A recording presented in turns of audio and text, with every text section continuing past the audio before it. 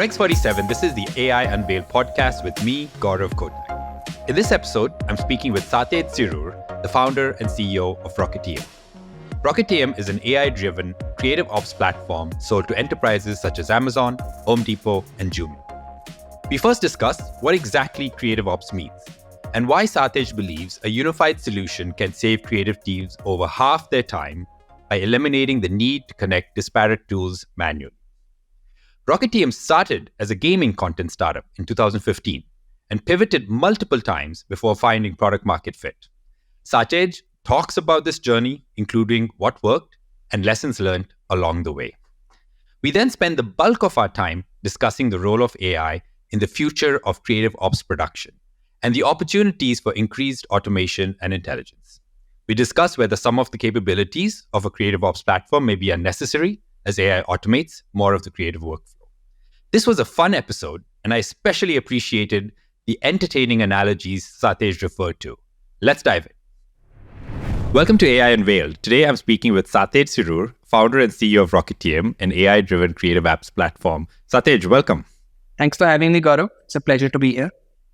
Yeah, well, let's dig right in. Creative ops is not a term at least I had heard of until recently. What does creative ops mean to you?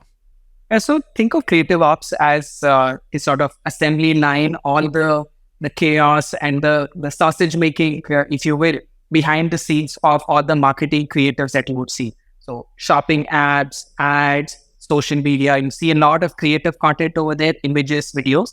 Behind the scenes are teams of designers, marketers, copywriters, translators, business teams, category teams, agencies. So many people are involved in that process between raising the request, approving designs, capturing all the assets that are required for the designs, doing reviews of it. So all of those things are what we call creative ops.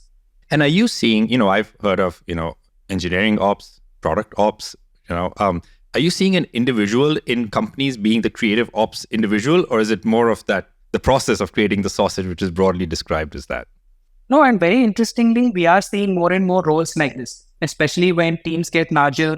Earlier there used to be just project managers that companies would hire, but now there are literally creative ops teams, especially when you have large brands with global operations, multiple countries, multiple products. What they end up having is this sort of tiered structure where you have a central global brand team which has best practices, maybe working with an analytics team saying what sort of creatives do perform, things like that.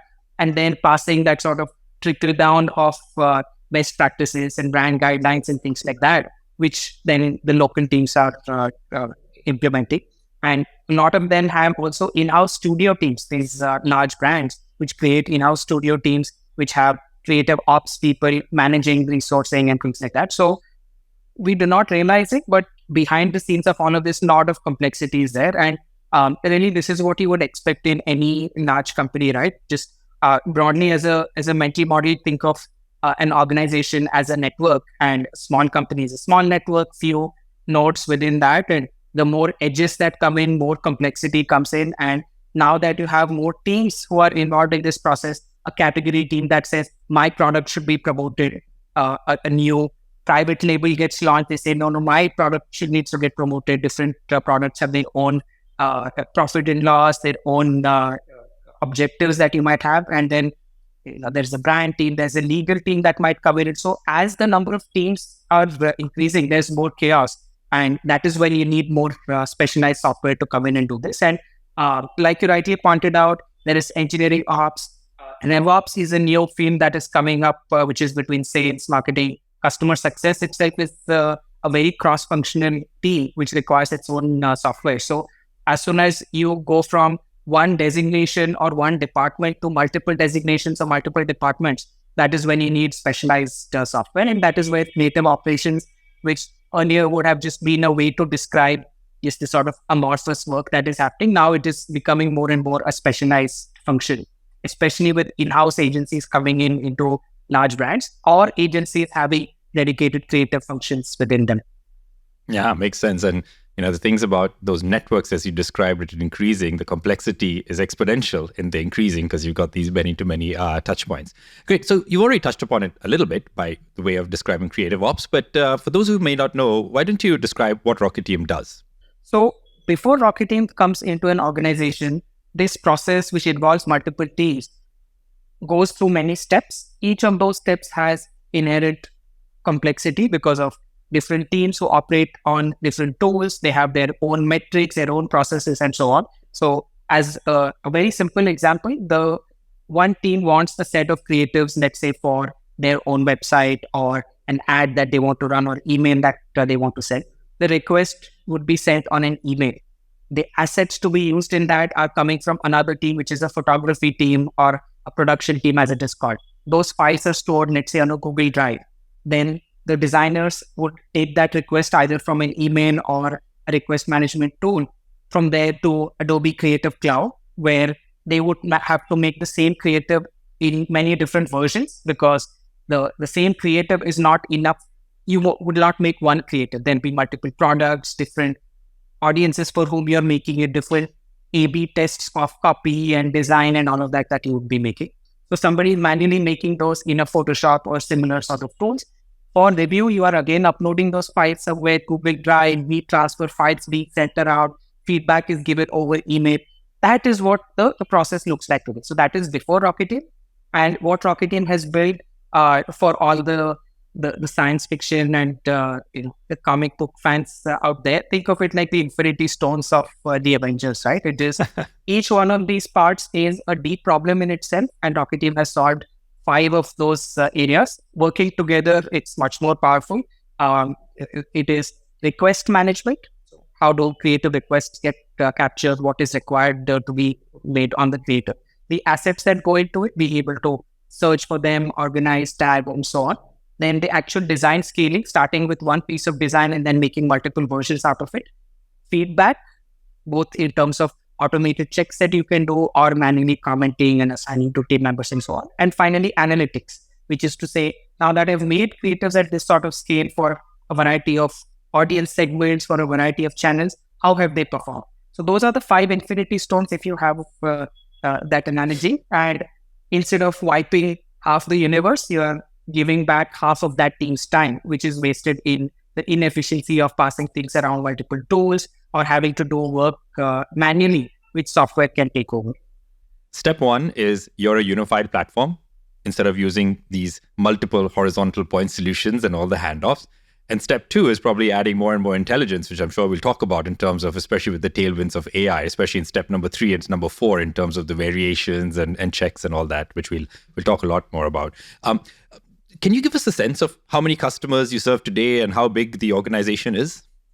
Yeah, of course. So we serve about 30 enterprise customers today. And as Rocketium has evolved, we have gone from, and maybe we'll talk about that, bring back some interesting memories of our evolution. But today we focus only on enterprises. So we serve 30 enterprise customers. Our team is 70. We are growing. We are adding folks on the go-to-market side. Some engineering folks we are bringing on board as well. We're also expanding our US team since that is a big area of focus for us as well. In terms of growth, now that we're working on enterprises, the revenue is more than doubled in the last 10 months alone when we have started focus on the enterprise market. Very interestingly, our net retention of revenue, that has gone from less than 100% at a time when there was funding, when winter and all the startups that we are working with had cash crunch, to now working with enterprises. It's 143% of NRR that we are seeing. And another thing that I'm very happy about is that last year we had about 25K of annual contract with our customers. ACV was 25K, which today is about 75,000, right? Which has been a big shift, with our largest customer being over $500,000, right? And that has been a big switch for us, especially a company that has worked as a B2C product, which had no revenue model when we had started, to something like this. That has been a big transition. Most of it has happened in the last 1 year alone since we shifted our focus to enterprises. Amazing. Well, congratulations on doubling ARR, tripling ACVs, and a fantastic net revenue retention. Focus is a beautiful thing, isn't it? So I'm glad that you figured out that enterprise is your go-to-market motion. And I'm sure a lot of what you do in terms of the company. Now, just before we move on, you mentioned we're looking to expand the US team. Maybe can you elaborate on where the rest of the team is? Yeah, so we have most of our team is based in Bangalore. This is where we started our operations, started working with our customers over here. As we started seeing interest in other areas, Southeast Asia was a market where we expanded next.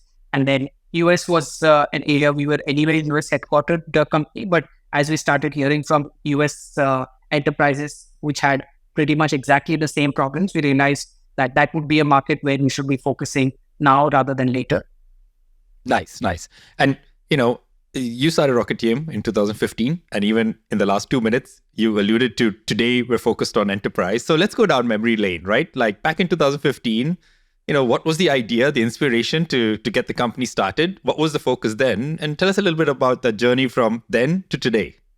Yeah, and this I always share with people as a cautionary tale of why not to be a romantic and start a startup for the pure joy of building a product, especially a software company, unless you have a clear idea of who the person is for whom you're solving, what does their day look like, and why do you want to solve it. I would highly recommend look up Rocketium as a cautionary tale. Don't be a romantic when it comes to being a startup founder. So I started Rocketium with my co-founder, who was my colleague in the last company. It was a cab aggregator that sold to a competitor for one of the largest startup exits in the Asian market. After which I had time, money, a lot of interest from investors saying, hey, what are you building next? We'll want to fund it and so on. And Rocketium as an idea as a game creation platform where anyone can come, make a game, share it with others. That was something that was in my head for a decade at that time. I said, let me start that. And we built it, impressive tech. You type something on a web browser and you would get a game that's playable on mobile, desktop, everywhere. And nobody wanted it except us. And very quickly we realized that that sort of reading TechCrunch and having an idea and people beating up parts to your door, that is really, exception rather than the rule. And since then, we've pivoted a few times, and every one of those pivots has been guided by customers who have wanted what we were not doing, but what they wanted us to do 10x more than what we were doing at that time, right? So as somebody who is building products, and what gives us joy is actually building something that people use and it solves the problem for them. For us to see that sort of 10x benefit for these customers and them valuing it that much, that really told us that was the path to go down. And even now, you would think maybe last year when we shifted our focus to enterprise, you could call that a pivot, because in many ways that was a pivot. You can call our focus on the US market as a pivot, because that is a pivot. But the idea is that each one of these is a decision in focus. What is really working when, where is the real opportunity, hopefully guided by real customers and not a research report from a McKinsey or a Google. Real customers who have a real problem telling you, hey, this is what we want to solve, and not trying to predict some situation in the future, right? So that has been our journey. Games, various other content formats that we experimented, stories, videos, things like that. And for the last 3.5 years, we've been in this more B2B space, and in the last 1 year, more enterprise. So an observation I have, two observations. One is it seems like your, what you call pivots, are getting smaller, right? Going from games to other content and going from content to CreativeOps, pretty big. And now it's about US and enterprise, which you could argue is a focus, not even a pivot. And second is you at least have that common thread of content, right? I think it looks like from day one, you were like, how do we make the content creation process more efficient, whether it's for games or now for, large enterprise teams across marketing. Fantastic. So the creative production process, you've been thinking about that for at least 2015, the last 8 years plus. What do you think it'll look like 5 years from now, especially with the advent of all the technology and, dare I say, the word AI, right? But there's a lot going on there. What do you think it'll look like? So before I go into the what will change part, I just wanted to, there's a great quote by Jeff Bezos where he says that a lot of people ask him to pontificate on the future. And one thing that he says is what guides him and the team at Amazon is what will not change in the future. Those things that do not change, you can focus on it today, make long-term investments, long-term bets, and long-term innovation in that space because those things will not change. So maybe let me start with the things that will not change. Software adoption will always be tough. People do not want to use new software. They do not want to change the way they work. Customers will still want more relevant content, more visually appealing content. They will not suddenly have much more attention span, have shorter and shorter attention spans. Brands will always care about their image, getting things right, be compliant with legal guidelines, and so on. There will always be more and more cost pressure, wanting to do more with less. Those are always going to be things. Teams will always want to operate more efficiently. And finally, like cockroaches and Twinkies, there will always be Excel, email, Google Drive, those kinds of tools will always be there. So those are things that will not change. What will change is that today there is not, in the creative world, there is not a lot of focus on data. Many teams tell us that absolutely data is important. Oh, we make very data-oriented decisions, but that today is not in the DNA of some of these teams. And I'm not saying that in a judgmental kind of a way. I'm just saying that because they never thought that should I have a model doing this or this, they haven't thought of that as a decision. It feels more like, aesthetically it looks pleasing, or as a brand, we have always done something.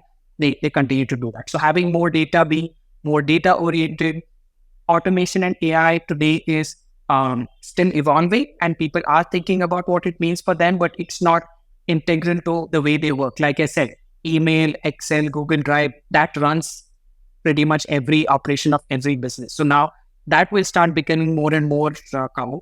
Teams will get leaner, and I again don't mean for it to say that automation AI will take up jobs, but companies have always been in that quest to run leaner and be more effective and efficient in their operations, right?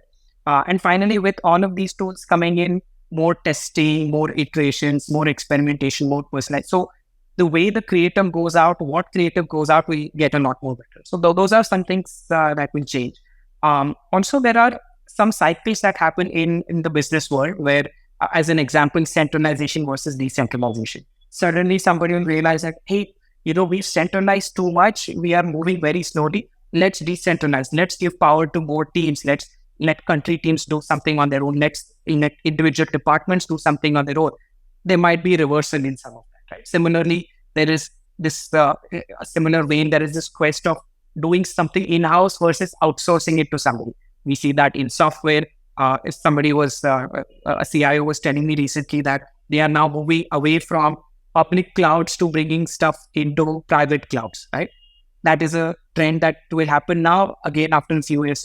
So some of these trends, there might be the switching. Some will have extreme swings in them, but those are some things that will change. Cannot say in which direction it will go, but these are some trends that we see will happen. Well put, by starting with the things that don't change, although I'm still adjusting to the fact that you put Twinkies in that category, but fine, we'll move on. It was also interesting where you said the words leaner teams, and then you said efficient, and you almost said effective in the same sentence. And then you said experiment in the next sentence. And it's important for companies to experiment rapidly and run many, many more experiments, and that's correlated to kind of long-term success. Is experimentation very important to your process? Any marketer would say that yes, we want to iterate more because we do not know which message, which kind of creative or layout or any of these decisions that they make explicitly or implicitly will work. So intuitively, they understand that they want to experiment, but the reality of that process that I showed you, that gets in the way of it. Leaner teams, of course, everybody has been, customer after customer tells us that they've been asked to do more and they've been told you cannot hire anybody. At least some of them have been told that you could go to external agencies or get consultants, but most of them have been told that you cannot even do that, right? So leaner and leaner teams is going to be the norm. More and more experimentation is absolutely critical for these customers. Many of them already do a large part of it, but a lot more needs to be done. That is where I was talking about that data orientation, just thinking of creative not as a black box, but actually something that like Lego blocks or a jigsaw puzzle, I can rearrange it, make something else out of it. So really thinking about it like this, experimentation is going to play a big role unless you're saying, I'm going to take one shot and I'm going to hit the bullseye. And then how do you envision potential changes in the role of the marketing, and maybe that's demand gen, maybe it's corporate marketing, the designers, maybe in-house versus external agencies. Will their roles change? Will the way they collaborate change as some of these changes pan out over the next 5 to 10 years? One is I'm hoping some of these changes happen because those are things that businesses do need for individuals to grow and be the best version of themselves. They should augment their skills with something from adjacent departments, and that's something that would definitely lead to their growth. Having said that, more or less, we operate in these teams the way we operated during the Mad Men days with Don Draper. There has always been silos, there have always been tools and processes and metrics that one team uses that the other team does not really appreciate. Some teams cannot even look at an Excel, other teams live and breathe charts. So that is one thing that we have not seen change a lot, where each of these teams are operating in their own way. Having said that, you are saying with what I mentioned, what you were asking about roles like creative operations. So I think we will see some bit of this meshing where you would see more integrated roles where strategy and making the creative that might come together, especially with AI, more data, more starter ideas coming from software. There would also be maybe having analytics plus design kind of coming together, or analytics plus the marketing strategy coming together. So that sort of more integrated roles can come up. So those are some things that I definitely see as patterns where either in between roles might come up, like how a product manager was not even a role that used to exist before, and now somebody between a business person and a developer, that kind of role came up. So we will see a little bit of that. Let's move into your solution today, right? And you talked a little bit about the 5 steps, right? From request intake all the way to analytics. Can you elaborate on today or in the near term, where do you think you're incorporating AI into the product? Where do you think the opportunity is the highest in the near term? Yeah, so the way we have always approached this problem is that this is the journey for these teams. This is what they do on a daily basis. Where can we come in and either help them do something new that they were not able to do before, or take away the pain of something by not letting them do this at all and letting software do it, or they do something helping them do it more effectively. So automation was something that was always there. There were a V1 of the AI services, whether translation or text to speech, speech to text, all of those things that existed before. We had always integrated with those, and we had those capabilities. So with one click, you had a design in one language, you could make it in several languages, obviously with the caveats that translation is maybe 50-60% as good as what a person could do. Now with the big step change that has come with generative AI, we are able to do a lot more things that earlier would just sound futuristic and sci-fi to people, but now we are able to do many of those. So I'll just talk about some of those infinity stones and where we do that. For example, in managing assets, today, people are just throwing files into some storage, then manually tagging all of them 15, 16, 20 fields, and relying on human annotation and getting it right, that files being named a certain way in order to have a good search result. What we are able to do with these AI monitors, as well as some services that we use, is much richer tagging of those creators without somebody manually going and annotating. So we just dump a whole bunch of files, and now you would look for woman wearing red pants or whatever it is that you're searching for, quickly finding it. When it comes to the design itself, there is so many places where manual work happens where AI can come in and improve, and we have done many of those. So for example, starting with the design in one size and adapting it to multiple sizes. You do not have to go from this size to this size and have to redo all of that layout. So that's one area, taking a product in one of those versions and now replacing it with another version. Removing the background of a product, coming up with more copies, translation. So those are all the different steps, adding shadows. These are all things which were done manually, which now AI can help with. In terms of feedback, what we have is a way which we have taken inspiration from a very different world, which is software, where you have automated tests. In the world of marketing and creative content, there is no automated way to check against a set of rules and best practices. We have added that now because we have all of the components of that creative in Rocketium. You can check for that and say, you're missing a logo, or your copy is too much, or it's not readable. Things like that we can evaluate. That is one place where AI helps. And finally, with analytics, what we are able to do is take an existing creative that you are using somewhere, maybe now, 6 months, 1 year ago, made on Rocketium, not made on Rocketium, does not matter. we can pull that creative, deconstruct it, and help you understand what is within it, and help you see what choices you've been making, help you understand which of those choices work, do not work, because companies do think about those kinds of things, but do not have an answer. Saying, should I show a packed shot versus show a cube? Should I show a celebrity or should I show regular people? Should I show an expert like a dentist or a doctor, or should I show a family? These are all choices that they implicitly make, but they are not able to test. So those are every area, as you can see, you can enhance it with AI. And obviously that AI is not meant to get it absolutely right. And you're living in this futuristic Wall-E-like world where you're sipping a pina colada and AI is doing all of it. As an operator who's doing something, AI is helping you do that a little bit better. You still have final control where you are able to tweak it. That's at least been our approach, where we respect and honor the operations work that a real person is doing. And how do we help them do that better? How do we eliminate things that they do not want to do? How do we help them do new things? That is really what we focus on. That's incredible. So for better search by auto tagging, right? For creating variants, whether that's different languages, right? And now the text to speech and translation is significantly better, or different sizes. And I'm guessing it's not a dumb resize. You actually have to resize every element in the image. And then also providing the insights to figure out what your next campaign will look like and what images go into that, right? Almost of a co-pilot, if you will. Great. You did talk about the human still being in the loop and in charge today, which makes sense. Do you think there's a world, especially in that last step, where it's about creating a brand new campaign from scratch, right? Do you think 5 years from now, it'll just be press a button, here's my brief, let's go run the campaign? Or do you think that's a fairy tale? Yeah, so I do not want to dismiss something, especially coming from a biased position of building software that might not be needed at all if tech like this comes in.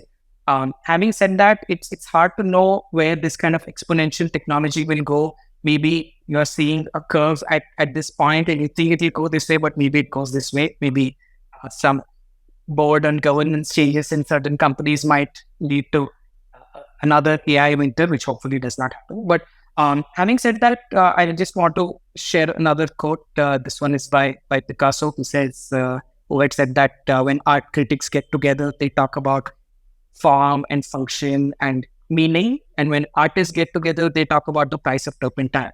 So when real operators who are working on creative operations, they are not talking about, hey, can AI do everything for me? They are just saying that, hey, I need a 3 GB file to be sent around and it takes me hours to upload it. What can I do about this? And they are struggling just sending feedback over email. So first, those are the things that we need to solve. Also, I don't think we are in a place where if you are putting these creators out on a paid channel, this is going out on the front page of your app or website, you want to let nobody work on it. Like I said, in one day, you're sitting around drinking pina coladas and AI is doing some of this. Like, we would want to live in that world where AI knows who your audience is, what they want, makes the creatives and does it. But somewhere the kind of warped world that we have created with SEO, where bots are writing content which is read by bots and no human is actually reading all of those SEO friendly content. I don't think something like that can and should happen. I think there will still be humans in the loop, but with utmost respect to their work, so that they are doing the more creative parts, the parts that come with an understanding of the customers, understanding of the business, and AI and automation are doing the repetitive stuff that they would anyway rather not do.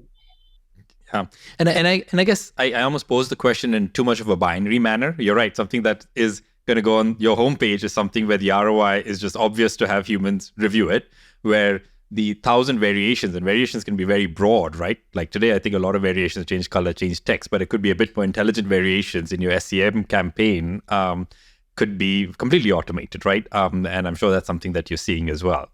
So that's a great explanation. So you're building an end-to-end platform, right, for enterprises with quite a lot of capabilities, AI capabilities. How do you view the trade-offs of when do you go more proprietary and when do you try to build off the shelf a little bit more? Yeah. So AI is a core technical skill. It is not because you can write software, you can do AI. It's a very deep science and you require technical expertise and decades of investment in that. And we realize, and we do not have an ego about this, that we have to build this thing in-house. We want to have that ego that we have proprietary data with us. Hundreds of thousands of creative decisions are being made. The outcomes of that are being captured over here. Different people's workflows are over here. We have access to that unique and interesting data. We are sitting on a gold mine. Maybe we are tapping into maybe some crumbs of that. Maybe a lot more needs to happen. But where possible, we use the best in breed technology that exists. It's early days right now. We still do not know who the winner is going to be. That is why we are building it in a, like how you would build with cloud services as well, in a more agnostic manner where you can swap out the providers. Where we want to add more value is where customers give us proprietary data and say, hey, here is all of the copy that we have used over the past 2 years. Here are all of the assets, and this is how we have tagged it. So don't just throw it into some LLM and ask it to find tags for you. This is the taxonomy that we have internally. These are our product categories that we want to know this product as. Can we take it, ingest it, and enhance the LLM, or maybe build new models from scratch? So that is what we are doing. We have proprietary data that gets generated. There are customer given data that they would want us to trade. And then there are LLMs that we would use. So that's really how we are looking at it. We do not want to have that ego and say that if we have built our own AI, because I don't see a lot of value in having our own translation service or copy creating service. Really, there is no value in that. Okay, so you're using off the shelf as much as possible, right? And for specific customers, because you're going to, honor their privacy, right? You're able to build, because they're enterprise customers, either custom models or fine tune the existing models so that it's really specific to their organization. Certainly. Awesome. And then how do you assess whether it's your own models or third party, right? How do you assess that the accuracy is good enough to provide an awesome user experience, right? Like there has to be some level of accuracy after which the performance degrades. How do you assess that both before you release into production and maybe on a constant basis? So one good thing is that the way our customers use it is that it's very transactional way that they would use it. It won't be that, hey, we deploy this thing and now it is sitting and running and optimizing your campaigns. That is not what happens. They might click on something, they would get a translation. They might click on something, it removes the background, adds the shadow, makes another version. So right there, you would see the impact of something that has gone live, and you are able to fix that. There is always a human in the loop who's fixing it. Maybe the compliance model, for example, could check something and say, it looks like you have used human faces over here, look for so-and-so thing. And so they might say, this is not applicable. They would just kind of dismiss that, right? So we have built some of those checks where people are in the loop and they could always fix something, which is, again, going back to your question, could AI generate a creative for you and you have to do nothing with that? Because you have a fully generated creative, even if you wanted to move something a little bit, you could not have done that. But because in our product, all of those are individual components, whether analytics or compliance or the creative, you are able to make changes on move. So that is really how we do it. Separately, we have ways to check the accuracy of some of these things. A, in terms of the feedback that would come from our customers as they use it. And B, from obviously our customer success team works closely with them. So some of that more touch and feel from customers saying, how are some things working? Because some things are, when at a scale of hundreds of thousands of creators, when somebody is making, you cannot really know that background removal. Is it 95% accurate? Is it 90% accurate? So some of this, you cannot have metrics for it, but as we work closely with customers, we kind of get the touch and feel from them. Wonderful. And can you maybe give us a couple of examples of where your product actively seeks for feedback from the customer, right? Like, and then maybe if you have any example of, hey, a customer clicks on this and we're actively tracking that to understand how to fine tune the product in the future. Yeah, so we do not do the latter part, which is based on interactions and sort of implicitly trying to figure out what feedback a customer is trying to do. We make it a little more explicit. I'll give you 2-3 examples. One is on the compliance side. We would be the kind of response that the compliance engine would give out would be, I wouldn't say non-committal, but a little bit close to that, which is, like I said, it looks like you might be missing the call to action and take a look at it. So it would still flag it, but there would be control given to the user to say that this is not relevant, I want to move.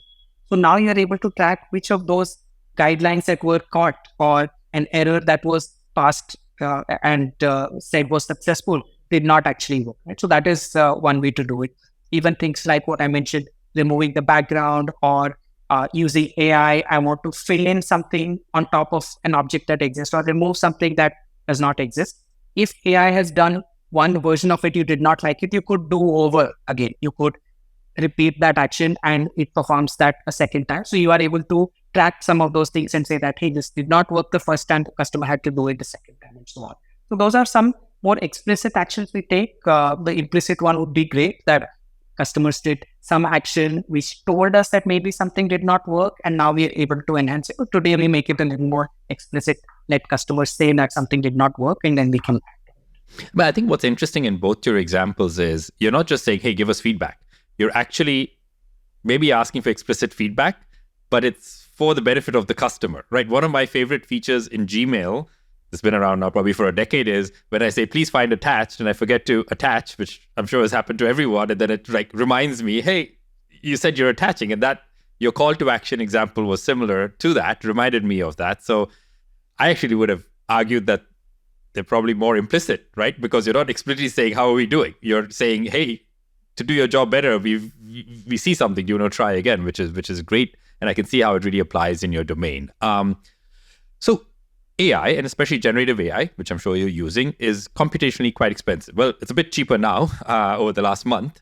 But is that something that is an issue, something that you need to track or not at the moment?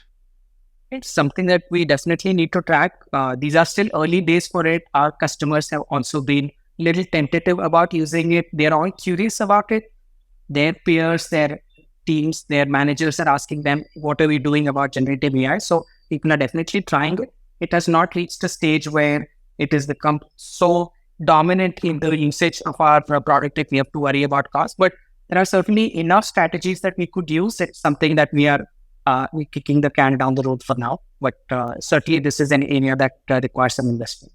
And what I see, the pressure is significantly higher for a bottoms-up freemium PLG type of companies because you have a high ratio of free customers, right? Where you have enterprise customers and your largest customer is paying you $500,000 ACV, right? There's a lot of buffer there, right? But that reminds me, can you maybe elaborate a little bit on what your pricing model is? And do you today or in the future think it can be a little bit more consumption-based? Because frankly, your value proposition is becoming a lot more consumption-based by providing variants, etc. Yeah, and you're absolutely right. And our pricing model is primarily consumption-based. If you know the model of committed consumption, where we have the clarity to say that, hey, this is going to be the ARR from this customer, and it allows us to deploy a team of customer success managers and design experts and consultants to help them be as successful as they can be. And if they are looking for additional things around, let's say, training modules and so on, you can make that investment and they can know that you are invested enough in their success as well. So that is one. There is also a component of for the number of users that they would have and a platform fee. But the primary vector for growth of a customer account for us is the consumption. And this consumption, by the way, is a variety of things. There could be AI credits, there could be storage, there could be the number of renders that you're doing. Renders for print content, which are very, very massive files, they work differently. Video files, especially large videos, they cost different credits. We try not make it very opaque and complicated for our customers, but somewhere it is about the amount of consumption that they would have. And it is something that they also understand because if they had to hire a team to do, they know how much they would have to pay them. If they have to work with an agency, you would have a retainer, but that retainer would be for some amount of insights or some amount of creative content that they would make. So it is, in a way, a model that they are used to and they are comfortable with. Yeah, and the beauty of committed consumption is it helps you plan, but also it makes it easier for the customer to at least have a baseline of how much they're going to spend. And if they go over, do you immediately charge, or is that a conversation that you have with the customer for next year or to adjust the revenue numbers? Yeah, somewhere, even when we provision every customer internally, we give them a not higher limit so that the product does not lock them out because our customers are running on very tight deadlines. If they stop getting access to the product or something does not render or they're not able to upload something that's business critical for some of these customers because it's direct revenue associated with something that goes onto your website, for example, or ads that you might be running. So we give them a lot more and let them run over that. We have customer success teams who might work with you. And there are times where we let them go over the limit for a couple of months because we know that that was a temporary spike and after that they'll come back to this. So we try to be flexible about some of these things. But if it is a tide that is risen and it will stay risen, then we work with them on improving the content that we might have or doing some sort of upgrade. It works the other way around as well. If they feel that their usage has permanently shrunk, then we are happy to reduce the amount that they pay us. Awesome. I won't mention the name of the company, but one of the places I worked over a decade ago, we learned a little bit of the hard way where we figured out this consumption pattern. We're a bit too strict on it, right? Versus a relational conversation. And for enterprises, I think the approach you're taking is the most sensible approach because not only, they might be 10% overage and you might actually be turning that into a 30-40% upsell because that sparks a discussion that you can have on future planning, right? Which is what we saw as well. But this has been a great overview of your capabilities, your use cases and architecture. Let's shift gears a little bit and talk about your organization structure, right? And specifically, how is your product and engineering teams organized in terms of the AI capabilities and innovating in AI? So I would say, like the 5 stages of grief, I would say we went through. So the 3 stages with, I think a lot of teams have already gone through. They might be in different stages, but we went through those 3. The first was chaos from everywhere. Everybody is not doing PR, saying they have some AI capability, and their customers are talking about AI. So we said, hey, let's do a dedicated team for AI, and let's pull people from here and there, let them do nothing but AI. And so that was friction. Some people were like, hey, if AI is so important, why are we doing the not important stuff? These other people are like, hey, but I have to do something that somebody else is working on, and how does that? So that was chaotic. That did not really work for us. Very quickly, what we said is, hey, you know what? Let's put everybody back into their teams, but let them be this dedicated person in that team who's working on AI capabilities. So we are still working on AI across teams, but one or 2 people from every one of those parts is working on it.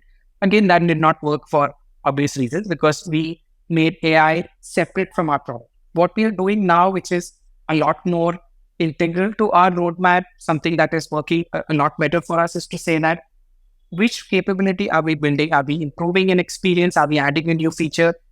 Can AI help over here? If yes, whoever was working it picks it up. And because to your earlier point, are we building core AI capabilities or are we building on top of an existing service, enhancing it in some way, training our own models? That way we do not require deep AI experience, but we understand our product. We are able to use the Lego-like building blocks that a lot of companies have given us and able to build. So now AI has become more part of the DNA, and just like you would use any other service, and instead of it being this sort of other thing that you have to say, you can do either this or that.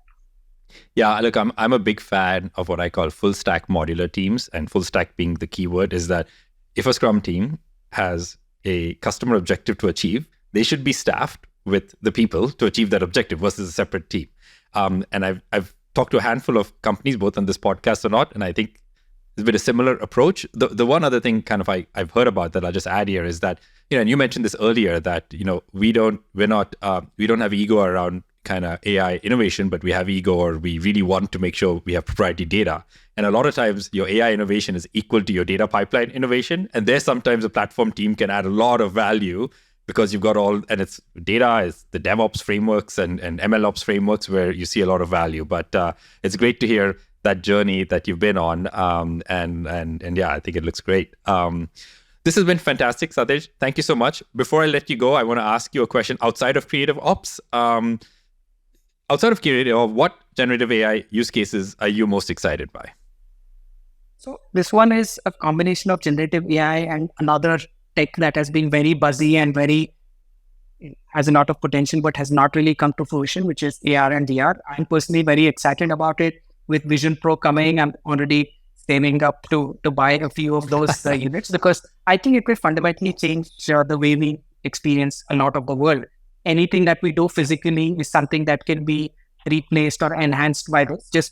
I can never ever go to the Angel Falls, for example, in Venezuela. right? That's a fantastic experience. I've seen it in up. I've seen enough videos, but environmentally, it's damaging for 100,000 people to go there, and some people just cannot afford to go there, right? And if I were able to do that with just, something like a Vision Pro, and you don't have to do mapping of all of these things or having live streaming of every event that is happening. So whether it's sports, entertainment, movies, any physical world experience can be enhanced with AR, VR. I think it's going to be a phenomenal shift if it works well, and there are promising signs for it. And generative AI can generate a lot of those experiences. So you do not have to actually record or live stream every one of those things or do 3D mapping and things like that. So that would lead to very personalized experiences, whether in education, travel, gaming, entertainment, tourism. I think the possibilities are limitless. Anything that goes through your eyes or ears, basically, right? Not touch, not smell or taste. Those two senses, which is nearly 80% of the experience that we would have in this world, that can be significantly enhanced and improved with AR, VR, and generative AI can play a huge role in that. Yeah, that's a great point. I do think you cheated a little bit, though, because I can see a world where if that is true, generative AI in AR, VR will be part of many companies' CreativeOps process. So I said pick one outside of the CreativeOps. I think you cheated a little bit because I can see there might be some adjacency there over time. But yeah, that's a great use case. Satej, this has been a fantastic discussion. Thank you so much for your insights, for a lot of the historical and references that you've made. Very entertaining. This has been a fantastic discussion. Thank you. Thanks so much, Gaurav.